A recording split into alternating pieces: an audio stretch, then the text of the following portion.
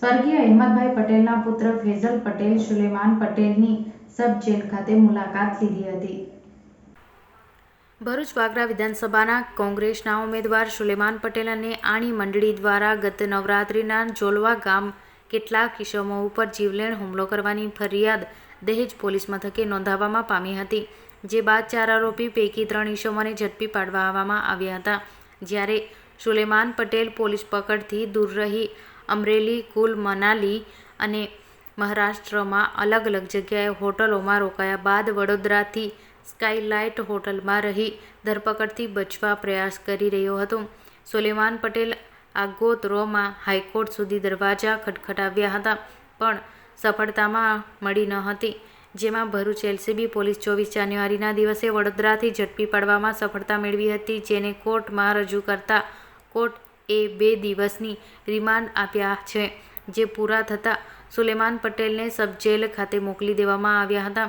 આ મારામારી સહિતના ગુનાઓમાં સબજેલ ખાતે સુલેમાન પટેલની સ્વર્ગીય અહેમદ પટેલના પુત્ર ફેઝલ પટેલે મુલાકાત કરી બેલ એપ્લિકેશન અંગે ચર્ચા વિચારણા કરી હતી. આ બાબતે ફેઝલ પટેલે જણાવ્યું હતું કે સુલેમાન પટેલ અમારા પરિવાર નજીકના વ્યક્તિ છે અને કોંગ્રેસમાંથી વાગરા વિધાનસભાથી 2 વખત ચૂંટણી લડ્યા છે અને કોંગ્રેસને મજબૂત કરવાના સતત પ્રયાસો પણ કર્યા છે. ત્યારે તેમના કપરા સમયમાં મારો પરિવાર અને કોંગ્રેસ તેમની ખડકે ઊભા રહી કાયદાકીય લડાઈ લડીશું.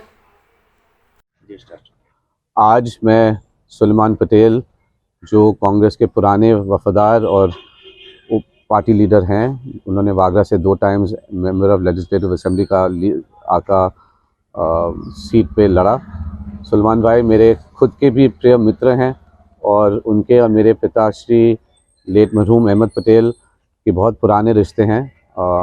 ये मैटर सब जुडिस है तो मैं ज़्यादा बोलना नहीं चाहता हूँ, लेकिन हम सब कांग्रेस की परिवार और भरूच के सब नागरिक उनके साथ हैं और हम उनको पूरा सपोर्ट देंगे।